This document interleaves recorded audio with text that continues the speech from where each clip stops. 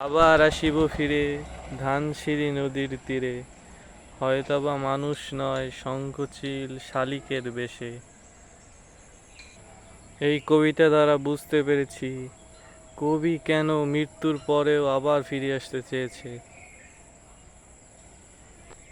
এই সৌন্দর্যের মায়ায় পড়ে তিনি আবার ফিরে আসতে চেয়েছে এই বাংলায়, এই নদীর তীরে, এই ধানসিঁড়ি নদীর তীরে। দেখুন চারদিকে নদী, গাছপালা, সেই মাঝখানে আমরা একটি টঙের উপরে বসে আছি, বসে বসে গল্প করছি।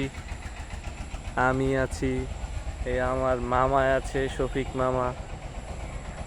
দেখুন অনেক সুন্দর, অনেক সুন্দর একটি বিকাল, রৌদ্রোজ্জ্বল, নদীতে পানি ঠই ঠই, সুন্দর একটি মুহূর্ত।